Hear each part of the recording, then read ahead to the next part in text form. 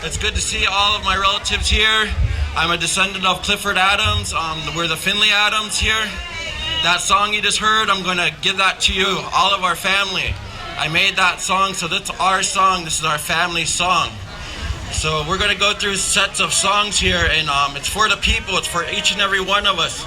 It's to all the hard times that we're having in life. We're going to let that go today, and we're going to uplift our spirits with these songs. So as the Adams family, I'd like you guys to come together and rejoice. You know, it's good to see each and every one of you here. Oh, thank you.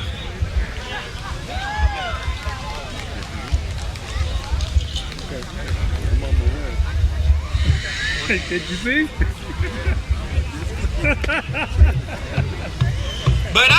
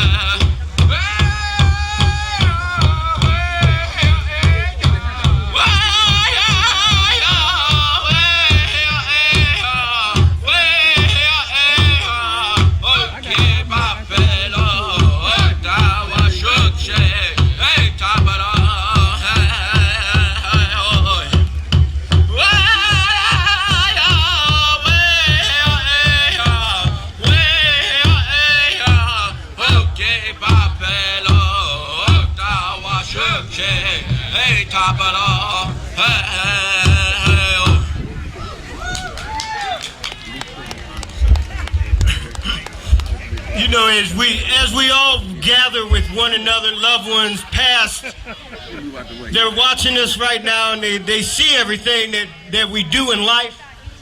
The legacies that we as individuals, we try to carry on. We know we're not perfect at it, so I got one thing to say to everybody, and it's a word called character defects. If you realize that you as an individual are not perfect and you have character defects, to me that means you're an honest individual. Look inside the mirror at yourself every now and then. Ask yourself some things that you can do different as a person and live those type of dreams, because there's a God that knows all, sees all. He even knows the motives behind your thoughts. All he wants us to do is do his will. So, Brian, if you don't mind, Brian taught me this song probably when I was about 13 years old, and this is my younger cousin. Okay, he was teaching me songs when he was 8 years old. He was a dancer. He brought the Native American in our family, the Adams family. That tradition alive is through my cousin Brian right now. And it's brought me to this drum that I haven't sat at, it's like I said, since I was 13. But the song that he taught me back when I was 13, it's something that I'll never forget. It's something that's automatic, and even today I don't have to rehearse it. I know it by heart. So Brian, do you mind if I do that song? It's basically a song that includes everybody. You know, the natives, they didn't really care who you were. If you could help them out, they were your friends. If you tried to steal something from them, they weren't too happy with it. So as human beings, we can all learn from each other, and that's basically what the story was all about through the native culture. But this song is just a dedication to the loved ones that are dead and gone, to the ones that are with us right now, to the young ones, this newer generation that they're just individuals trying to find their way. But through the faith and the strength of God, all things are possible. So with that, I'm just going to start into this song.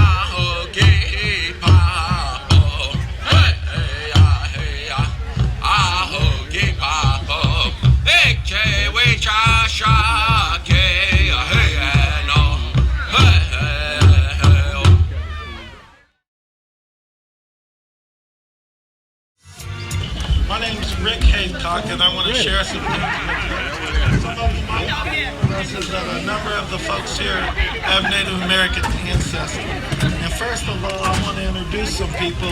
I want to introduce Eagle Boy, Brian Adams, a descendant of Clifford Adams, part of your family. I want to introduce Joe, also a member of Eagle Boy. I want to introduce Joe Adams, member of the Adams family. He lives in Loveland, Ohio. Okay? I'm going to get started. If we have any dignitaries here today, please come forward and have a seat. By saying dignitary, I'm calling for chiefs, spiritual leaders, pastors, priests, rabbis, family leaders, women who serve in the capacity as clan mothers, and so on, who have power in the family. Please stand by and remove your hats unless you have a rafter feather in it. I'm going to ask you to pray in the manner your parents and your grandparents taught you to pray. I'm going to pray in the language of my ancestors and the San, the Saponi people.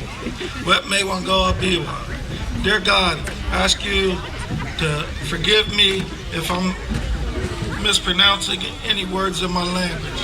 Here's my language and my prayer. Biwa dokaliro, neham pleki evi.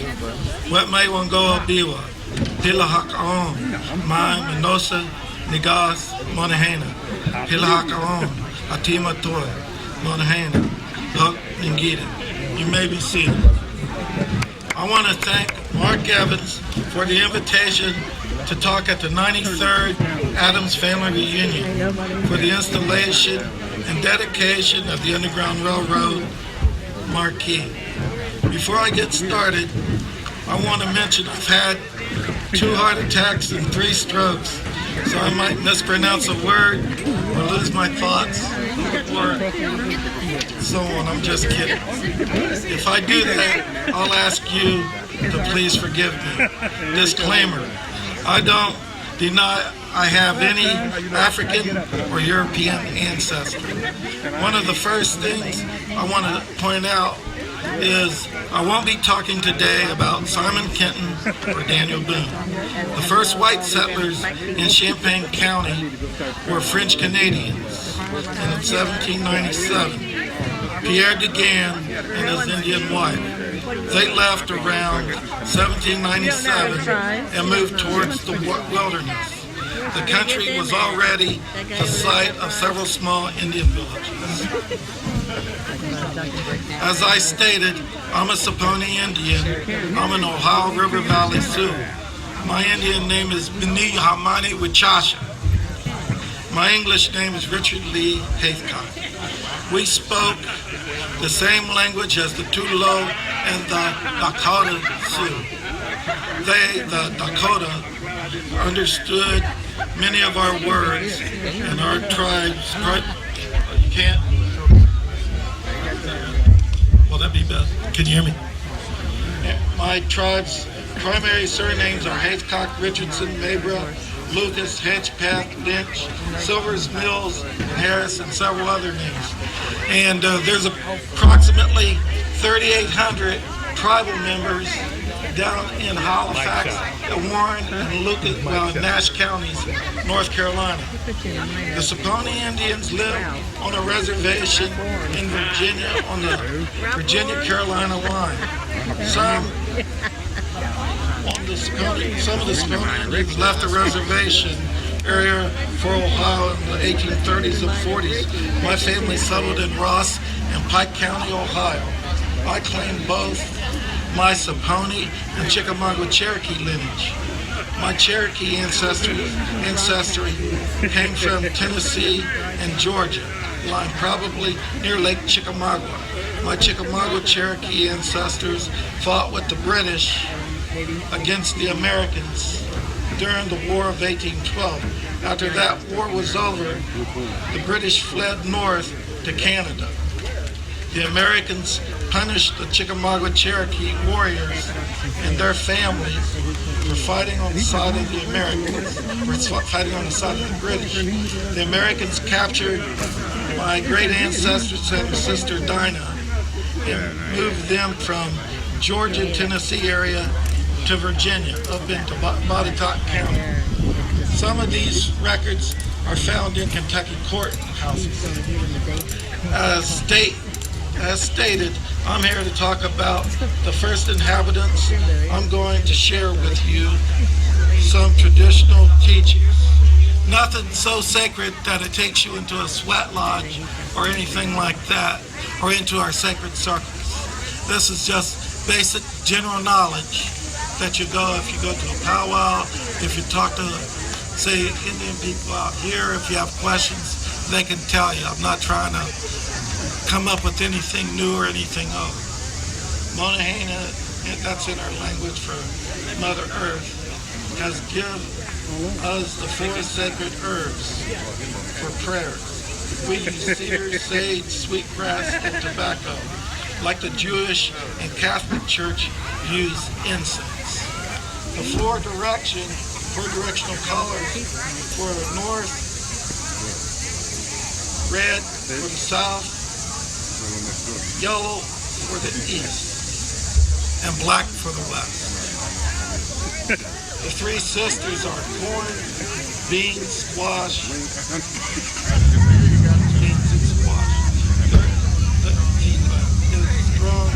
The corn is strong. It grows straight up. The bean wraps around the corn stalk and supports the corn. Then you have the patrilineal father, like in the Sioux. We are patrilineal people, and the Iroquois are matrilineal people. That's the mother side. The Saponi have 5 clans. We're the bear, the turkey, the panther, and the snipe, and the snake. The native people called America Turtle Island. We are the First Nations people of Turtle Island. The white church thought the Indians were lost pagans, but we worshipped a supreme God. We already have Someone fed me. God gave us this land a long time ago. He placed the whites in Europe, the blacks in Africa, the Hindus and Chinese in Asia. And we believe in a life hereafter. 300 years ago, this year, Christians introduced Christianity to the Saponi Indians in 1713 and 1714. Europeans and Americans from the early period, when they arrived here, dehumanized native people, dividing them into mound builders, savages, redskins, anything but people. The so-called mound builders are Indians, not a separate race. The so-called mound builders are relatives and are tied to the past and connects us to the present-day tribes. From the histories of Champaign County, this was Shawnee country. Miami's, Ottawa's, Mingo's, Delaware's, and Seneca Indians passed through this area.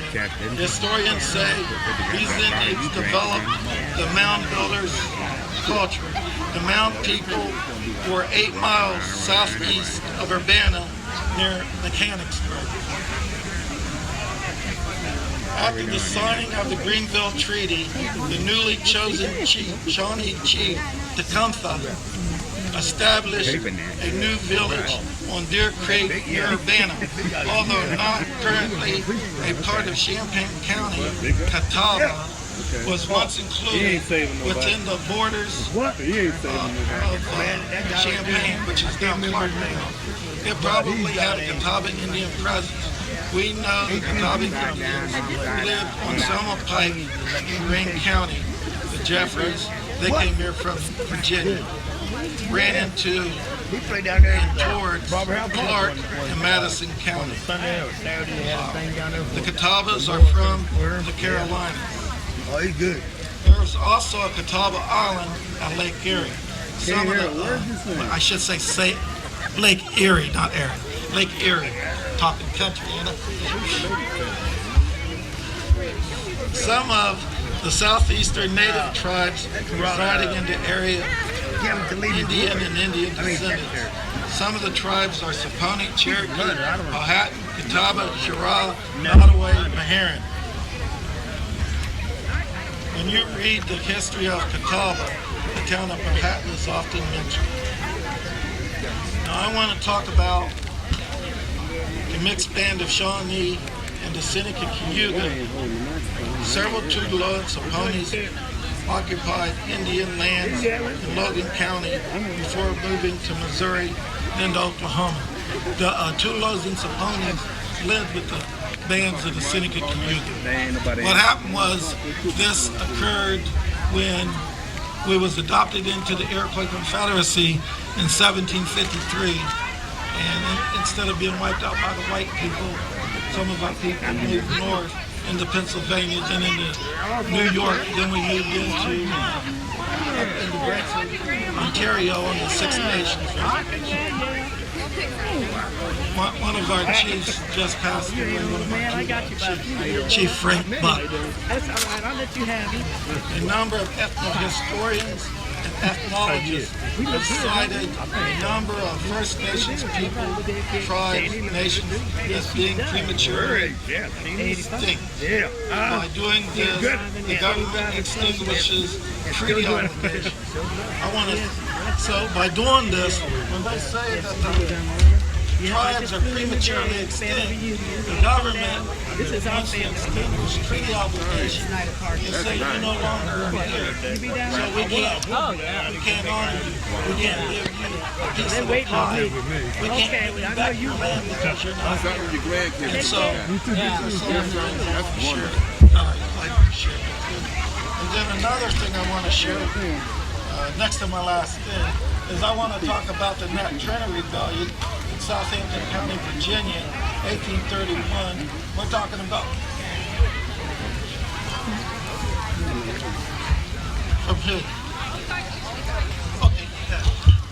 Okay, everybody, we had great respect for my brothers when we were up here.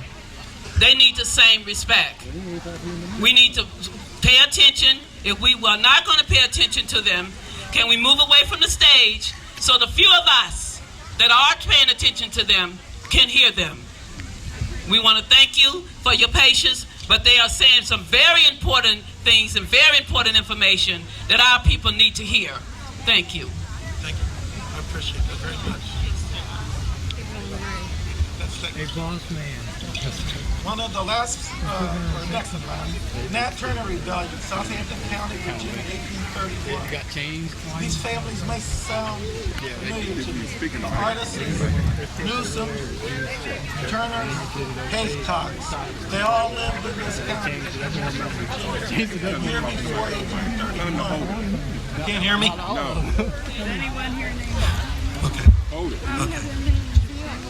They moved here in 1830, a year before the 1831, before the Nat Turner Rebellion. The Nat Turner Rebellion was a rebellion of Indians from Indian land in Virginia, off the old Nottoway Reservation. They're called Cherenhaka today. They went back to their old name, and they knew there was getting ready to go down a big fight in Virginia. It's like the last Indian War in Virginia. But the slaves, actually they're people, but they were labeled as slaves by the Euro-American government. And they fought for their rights. And then after they did, they couldn't use slave testimony against the families I just mentioned because they were free people of color, aka Indians. And so they didn't get hung, but they stayed in jail for a while in the county jail. A lot of people got hung, but what I want to say, what they did with Sherry Newsom is they cut off her head and they paraded her head through town on a stick, you know, to show what they did. Then they brought in U.S. troops and they killed approximately 300 Indians and 300 slaves down in Southampton and surrounding counties. And you know, so this is some of the things that Lewis Adams fought for.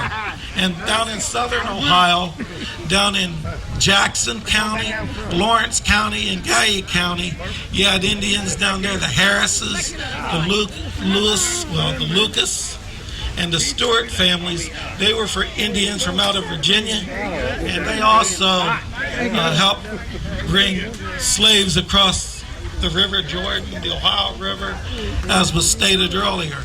And one of the fascinating things is one of the Stewart men was 7/8 Indian. But the history books, when they whitewash history, they make him a black man, which is okay. It doesn't matter whether you're black, Indian, or white if you're trying to bring someone out of servitude. So I want to thank Mark again. I stated this in the beginning. And I'm glad I'm here today to share this news with you. And I want to thank